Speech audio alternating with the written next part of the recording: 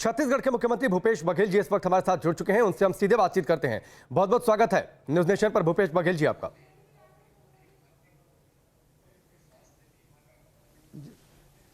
जी नमस्कार सर, पहला सवाल यह है, जो पिछले 24 घंटे में जो संक्रमण के नए आंकड़े सामने आ गए हैं, अब 15,000 से ज्यादा, मुझे लगता है कि अगर मैं ठीक हूं, यह अब तक का सबसे बड़ा आंकड़ा है। पॉजिटिविटी रेट 30% के आसपास पहुंच गई है।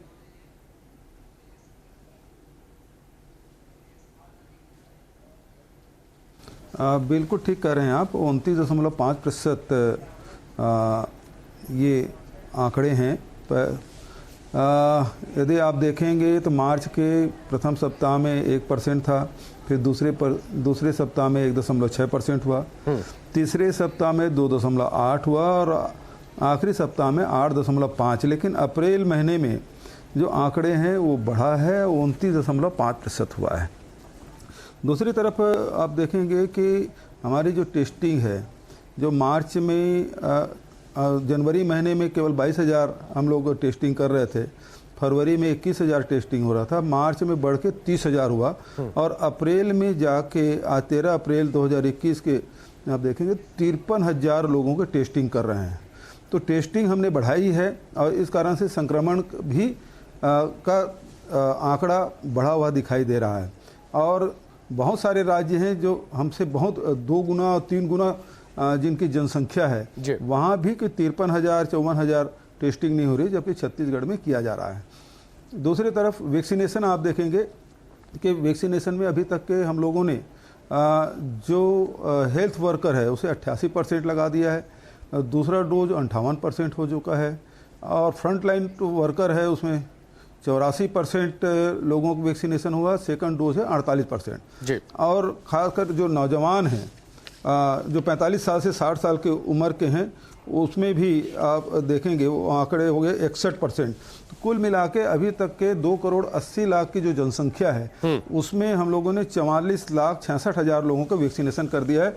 मतलब देश में आप देखेंगे 15% से अधिक वैक्सीनेशन वाले राज्य केवल यदि है तो छत्तीसगढ़ है, चाहे छोटे राज्य है चाहे बड़े राज्य हो। यदि नॉर्थ ईस्ट के छोटे छोटे राज्यों को या लक्षद्वीप वगैरह छोड़ दें तो सबसे ज़्यादा वैक्सीनेशन यदि हुआ है तो छत्तीसगढ़ में हुआ है। ये बात बिल्कुल सही है कि 15,000 मतलब 29.5% कोविड पेशेंट आए हैं और अभी तक के टोटल हम लोगों ने टेस्ट किया है वो 62 लाख लोगों को टेस्ट किया है। 4,71,000 उसमें कन्फर्म केसेस आए हैं और टोटल केस है 1,09,139 केस अभी वर्तमान में हैं। तो डेथ लगभग 5,000 के आसपास हुआ है। तो ये जो आंकड़े हैं निश्चित रूप से चिंताजनक है, इससे कोई इनकार नहीं किया जा सकता। लेकिन उसी हिसाब से हम लोगों ने तैयारी भी बढ़ाई है, चाहे वो रायपुर हो, दुर्ग हो, राजनांदगांव हो, बिलासपुर हो, चाहे वो गरियाबंद हो, बेमेतरा हो, इन सब जिलों में हम लोगों ने तैयारी बढ़ाई है। निश्चित तौर पर भूपेश बघेल जी, आपने चर्चा जिन जिन बातों की सामाजिक मैं उस पर थोड़ी सी अलग से चर्चा पर आऊंगा, वैक्सीनेशन या फिर दूसरे जिन मुद्दों का आपने जिक्र किया। लेकिन चूंकि आपने संक्रमण की तादाद का जिक्र कर लिया, संक्रमण की तादाद बढ़ती है, लोगों की चिंताएं बढ़ती हैं, दहशत बढ़ती है, तो मुझे लगता है कि राज्य की स्थिति के बारे में थोड़ी सी बातचीत पहले कर लिया जाए कि बेड्स की स्थिति क्या है, वेंटिलेटर्स की स्थिति क्या है। कई जगहों से इस तरीके की बातें आई कि वेंटिलेटर्स की कमी है, इसको लेकर स्थिति क्या है। और खासतौर पर रायपुर में, क्योंकि वहां पर संक्रमण सबसे ज्यादा है, मुझे लगता है 10,000 के आसपास हमने रिपोर्ट्स में दिखाया। अब वो तस्वीरें थोड़ी चिंताजनक है। जी बिल्कुल सही कहा आपने।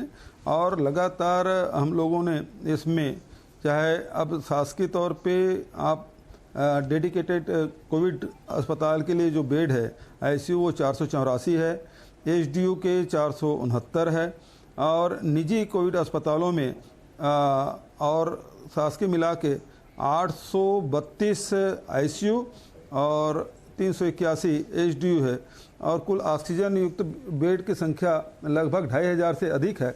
लेकिन अभी ये आंकड़े, ये पुराने आंकड़े हैं, लेकिन जिले स्तर पे जो तैयारी की जा रही है वो ऑक्सीजन युक्त बेड के हमने अभी जैसे एसआई हॉस्पिटल है उसको उसकी तैयारी हम लोगों ने कर दी, वो कल भी शुरू हो जाएगा। हीरापुर में तैयारी हम लोगों ने शुरू कर दिया है।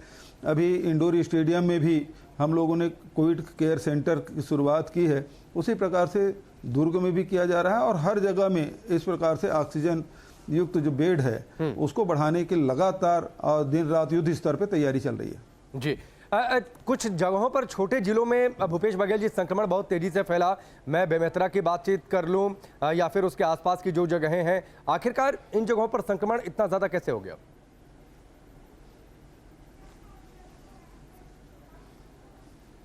वो एक कारण ये है, देखिए पिछले समय जो संक्रमण हुआ और वो आया, लोग जो विदेश पढ़ने गए थे वो आए, वो संक्रमित किए, कुछ तगलिफी जमात के लोग आए थे वो हुए, तो ये शहरों तक ही सीमित रह गया था, गांव में नहीं फैला था। अभी ये हुआ कि विदर्भ में जैसे कुछ दिन पीएम के कॉन्फ्रेंस में महाराष्ट्र के मुख्यमंत्री जी ने कहा कि पहले मुंबई, नासिक और पुणे में ही ज़्यादा संक्रमण होते, अचानक ये विस्फोट, कोरोना विस्फोट नागपुर और विदर्भ में हुआ और उसके कारण से सबसे पहले लॉकडाउन आपके नागपुर में लगा। ये होली के ठीक पहले की बात है और उसी समय चूंकि छत्तीसगढ़ और विदर्भ बिल्कुल लगा हुआ है और हजारों लोग वहाँ रोजी रोटी के लिए जाते हैं, स्थायी रूप से बहुत सारे लोग बस भी गए हैं और आते जाते भी बहुत नज़दीक है, गोंदिया है, भंडारा है, नागपुर है, ये 100 से 200 किलोमीटर के दूरी पे है, तो आदमी मोटरसाइकिल में खुद के वाहन से आ चल देते हैं। और उस समय जो आए तो राजनांदगांव जिला है, बेमेतरा है, मुंगेली है, दुर्ग है, रायपुर है, ये उससे कनेक्टेड है और इस कारण से गांव-गांव में ये बड़ा तेजी से फैला। ये पहली बार हमारे छत्तीसगढ़ में हुआ कि ग्रामीण क्षेत्र में फैला। और ये जो सेकंड स्ट्रेन है वो उसमें जो पिछले समय के जो स्ट्रेन है उससे, उसके बिहेवियर से इसके बिहेवियर में बहुत चेंजेस हैं। कई बार जो जांच करते हैं एंटीजन में भी पकड़ में नहीं आता, आरटीपीसीआर में पकड़ नहीं आ रहा है, सीटी स्कैन में दिखाई देता है, तो बहुत सारी चीज़ें हैं, वो बदलाव आया है ये कोरोना के बिहेवियर में। तो ये भी हमारे एक्सपर्ट के लिए, डॉक्टरों के लिए बड़ी चिंता की बात रहती है और उसको पकड़ पाना। आदमी अचानक बोलता है कि मुझे तो निगेटिव आया है और घूमते रहता है, अचानक सडनली उसका ऑक्सीजन लेवल बहुत डाउन हो जाता है और उसको फिर तत्काल उसको एडमिट करना पड़ता है और इसी कारण से मौतों की संख्या बढ़ने का कारण यही है कि अचानक उसका ऑक्सीजन लेवल डाउन होता है और फिर वो हॉस्पिटल आता है, उसकी फिर डेथ हो जाती है। जी।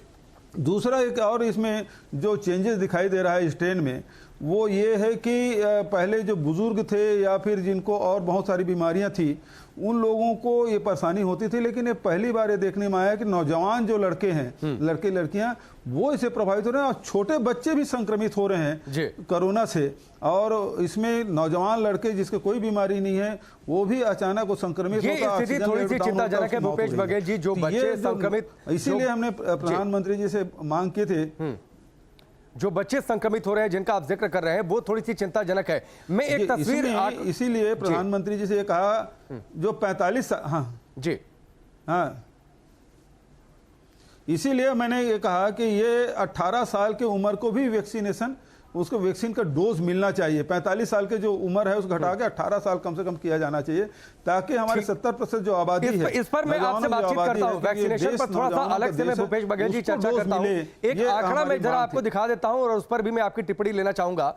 देश की राजधानी दिल्ली और छत्तीसगढ़ में जिस तरीके से संक्रमण की रफ्तार बढ़ी है, दिल्ली में कोरोना विस्फोट हुआ है, पिछले 24 घंटे में 13,468 केस हुए, 81 मौतें हुई हैं, इन्फेक्शन रेट 13.41% है। वहीं अगर हम छत्तीसगढ़ की बातचीत कर लें जिसकी हम लगातार चर्चा कर रहे हैं, छत्तीसगढ़ के मुख्यमंत्री भी हमारे साथ जुड़े हुए हैं, वहां पर पिछले 24 घंटे में करीब 15,000 केस वहां पर सामने आए हैं, 15,121, मौतें 156 हुई हैं। एक्टिव केसों की जो संख्या है वो 1.1 लाख है। तो अलग अलग जगहों पर ये मौतों की संख्या में अंतर है, डेथ रेशियो में अंतर है।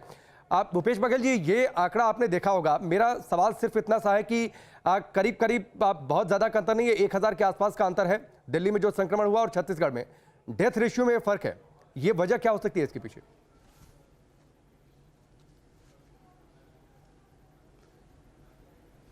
देखिए, आप यदि टोटल में आप देखेंगे तो पूरे देश में जो डेथ रेशियो है 2.70 वो पंजाब का है। दूसरे नंबर में 1.70 के लेके महाराष्ट्र सेकंड पोजीशन में, और उसके बाद फिर आप पश्चिम बंगाल और दूसरे प्रदेश देखेंगे तो 1.60 है। छत्तीसगढ़ इस हिसाब से यदि पूरे डेथ की देखेंगे तो 1.10 है और जबकि राजस्थान 8 शून्य लेके और निचले क्रम में है। तो इस हिसाब से आप देखेंगे तो टोटल में तो जो दूसरे राज्य हैं, ये मध्य प्रदेश भी 1.20 है। तो इस हिसाब से कहें तो छत्तीसगढ़ उस हिसाब ठीक है, लेकिन अभी जो अप्रैल महीने में जो स्थिति बनी है वो निश्चित रूप से हमारे लिए चिंता बढ़ाने वाली है और चिंताजनक है। ठीक है, बहुत बहुत शुक्रिया भूपेश बघेल जी हमसे जुड़ने के लिए, बातचीत करने के लिए। उम्मीद ये करते हैं कि छत्तीसगढ़ नहीं बल्कि पूरा देश, और हम तो चाहते हैं पूरी दुनिया बहुत जल्द कोरोना संक्रमण से मुक्त हो जाए और लोग एक बार फिर से पुरानी जिंदगी जिस तरीके से जी रहे थे उसी पटरी पर एक बार फिर से लोग वापस लौट आए।